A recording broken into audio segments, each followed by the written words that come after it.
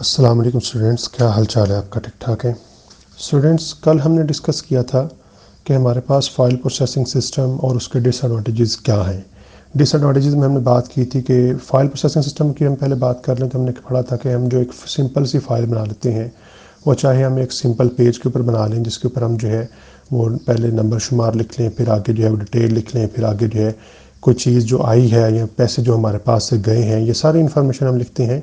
इसी को अगर हम जो है कंप्यूटर के अंदर लिखते हैं तो ये हमारे पास जो है computer based file processing system हो जाएगा।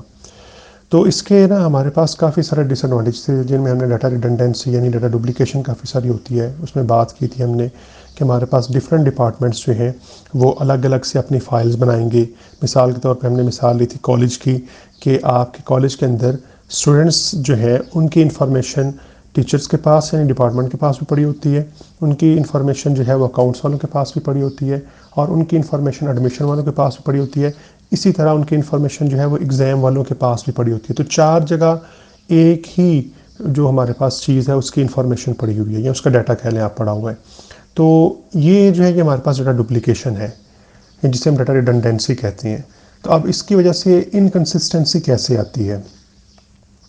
तो इनकन्सिस्टेंसी इस तरह से आती है कि आपका चूंकि चार जगह पे अब डाटा पड़ा हुआ है एक ही स्टूडेंट का, लेट से हम कह लेते हैं एग्जांपल ले लेते हैं, हमने मिसाल ली थी लेट से जो है हमारे पास जो है वो सलीम अहमद है, तो इसका डाटा डिफरेंट जगहों पे पड़ा हुआ है। तो अब फ़र्ज़ कर लें एक जगह पे इसकी स्पेलिंग जो है वो सलीम अहमद के जो है वो SLEM लिखा हुआ है, SALEM लिखा हुआ है, और दूसरी जगह पे SALEEM लिखा हुआ है। तो अब जो है ये डाटा इनकन्सिस्टेंसी आ गई, क्योंकि मैंने फ़र्ज़ कर लें मैं अपने हिसाब से जो स्पेलिंग याद रखे हुए हैं, मैं फ़र्ज़ कर लें डिपार्टमेंट में हूँ, एज ए टीचर हूँ, तो मैंने जो है वो SALEEM लिख लिया। लेकिन जो है फ़र्ज़ कर लें जो आपके पास अकाउंट्स वाले हैं वो आपके नाम को जो है वो SALEM लिख देते हैं, तो यहाँ पे डाटा इनकन्सिस्टेंसी आ जाएगी। तो ये हमारे पास, और ये भी डुप्लीकेशन की वजह से, अगर एक ही टेबल होता तो जहाँ पे मैंने फ़र्ज़ कर लें SALEEM लिख दिया था तो आपको फिर कोई प्रॉब्लम नहीं थी, वो सब ने वही एक्सेस करना था। लेकिन अब चूंकि फाइल्स अलग अलग हैं, हर बंदा अपने हिसाब से जो है उस स्पेलिंग को जो है वो अंडरस्टैंड करता है, तो इस वजह से फिर आपकी डाटा इनकन्सिस्टेंसी आ जाती है। डाटा आइसोलेशन की बात भी की थी कि आपकी ये जिस तरह फाइल्स हैं जो अकाउंट्स में पड़ी हुई हैं वो उनके अपने खाते बने हुए हैं, रजिस्टर बने हुए हैं, वो चाहे कंप्यूटर में बनाए हों उन्होंने या वैसे बनाए हों, तो उन फाइल्स वो फाइल्स जो हैं वो हमारी अटेंडेंस वाली फाइल से अटैच नहीं होती। अगर हम अपनी अटेंडेंस को जो है उसमें कुछ चेंजिंग करते हैं तो उसके ऊपर उसका कोई इफेक्ट नहीं होता। तो इस तरह से हम कहते हैं कि ये आइसोलेशन है। इसी तरह एडमिशन वालों के पास आपका डाटा अलग से पड़ा हुआ है, एग्जाम वालों के पास अलग से पड़ा हुआ है। तो वो फिर जब उन्होंने आपका फ़र्ज़ कर डाटा इकट्ठा करना होता है, डाटा इकट्ठा करने से मुराद ये है कि वो ये चाह रहे हैं कि वो स्टूडेंट्स जिनकी अटेंडेंस जो है वो 80% से ज़्यादा है और उन्होंने जो है लास्ट ईयर जो है वो अपना सेमेस्टर पास कर लिया था, उनका हमने एडमिशन आगे भेजना है।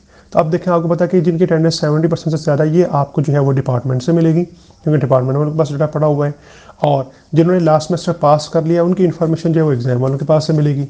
तो लिहाजा ये फिर 3 फाइल्स को इकट्ठा करना पड़ेगा, जो कि एक बहुत मुश्किल काम है। तो इसको हम कहते हैं डाटा आइसोलेशन है, यानी डाटा आइसोलेटेड है, आपकी सारी फाइल जो है वो अलग अलग जगह पर पड़ी हुई हैं। इंटेग्रिटी प्रॉब्लम्स आती हैं कि आपके डाटा के अंदर जो है वो एक्यूरेसी नहीं होती, और इसको हम रिजॉल्व कैसे करेंगे, ये हम आगे जाके इंटेग्रिटी कंस्ट्रेंट्स की मदद से जो है वो रिजॉल्व करेंगे। और ये चीज़ इंटेग्रिटी कंस्ट्रेंट्स क्या होती हैं ये हमने मेटा डाटा के अंदर पढ़ी थी, जिस तरह हमारे पास कंस्ट्रेंट्स लिखी हुई हैं कि आपके फ़र्ज़ वाले मार्क्स जो हैं वो जो है वो 0 से 100 तक हो सकते हैं, इससे नीचे या इससे ऊपर नहीं जा सकते। ये इंटेग्रिटी कंस्ट्रेंट्स होती हैं। तो ये इंटेग्रिटी कंस्ट्रेंट्स लगा के असल में हम करते क्या है, इंटेग्रिटी प्रॉब्लम्स को रिजॉल्व करते हैं, ठीक करते हैं।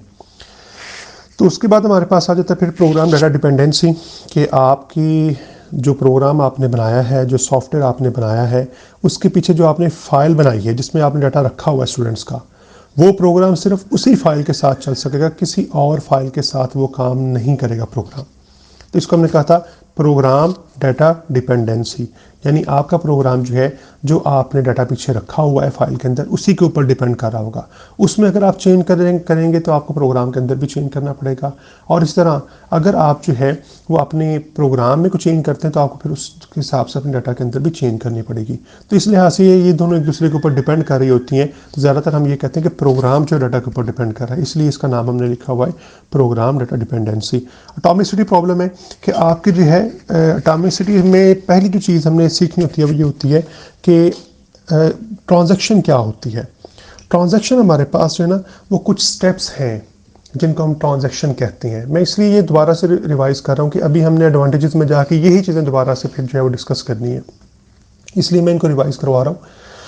ट्रांजैक्शन से मुराद ये है कि अगर आपने एक बंदे ने एक बैंक से दूसरे बैंक के अंदर किसी दूसरे बंदे को पैसे ट्रांसफ़र करने हैं, मिसाल के तौर पर मैंने अपने भाई को जो है वो पैसे ट्रांसफ़र करने, मेरा अकाउंट जो है वो HPL के अंदर है, मेरे भाई का अकाउंट जो है वो अलाइड बैंक के अंदर है। तो अब मैंने पैसे ट्रांसफ़र करने हैं। अब इस ट्रांसफ़र के अंदर आपका एक स्टेप नहीं होगा, मल्टीपल स्टेप्स होंगे। हम ज़्यादा स्टेप्स की बात नहीं कर रहे, सिर्फ 3 स्टेप्स की बात कर लेते हैं। पहला स्टेप क्या होगा, मेरे अकाउंट से पैसे कटेंगे। दूसरा स्टेप क्या होगा कि अलाइड बैंक के अंदर ट्रांसफ़र होंगे वो पैसे जो हैं, यानी HBL से अलाइड बैंक के अंदर ट्रांसफ़र होंगे, 2 स्टेप। और तीसरा स्टेप क्या होगा कि अलाइड बैंक वाले जो हैं वो फिर मेरे भाई के अकाउंट के अंदर जो है उन पैसों को ट्रांसफ़र कर देंगे। ये 3 स्टेप्स हैं। इन्होंने बुक वालों ने 2 लिखे हुए हैं, मैंने उसको 3 में डिवाइड कर दिया। तो इन तीनों स्टेप्स को मिला कहते हैं कि ये जब तीनों स्टेप्स पूरे होंगे तो एक ट्रांजेक्शन फिर फॉर्म होगी। यानी कौन सी ट्रांजेक्शन, पैसे ट्रांसफ़र करने के लिए। लेकिन उसके अंदर आगे इससे भी ज़्यादा स्टेप्स हो सकते हैं। मैंने तो अभी 3 मेन स्टेप्स की बात की है, इससे ज़्यादा स्टेप्स भी हो सकते हैं। तो इसको हम कहते हैं ये एक ट्रांजैक्शन है। ये ट्रांजैक्शन की डेफिनेशन यहाँ पे लिखी हुई है, ठीक है जी। तो एटॉमिसिटी प्रॉब्लम क्या होती है? एटॉमिसिटी प्रॉब्लम ये है कि ये जो हमने इसने 2 स्टेप्स लिखे हुए हैं या मैंने जो 3 स्टेप्स बोले हैं, ये या तो तीनों स्टेप्स परफॉर्म होने चाहिए, या दोनों स्टेप्स परफॉर्म होने चाहिए, या कोई भी स्टेप परफॉर्म ना हो। तो अगर इस तरह से हो कि जिस तरह ये 2 स्टेप्स इसने बुक वाले ने लिखे हुए हैं कि आपके जो है एक अकाउंट से पैसे कट जाते हैं, वहाँ पे सिस्टम फेल हो जाता है, कंप्यूटर काम करना छोड़ जाता है, तो दूसरे अकाउंट में अभी ट्रांसफ़र नहीं हुए थे, तो वो पैसे फिर कहाँ गए?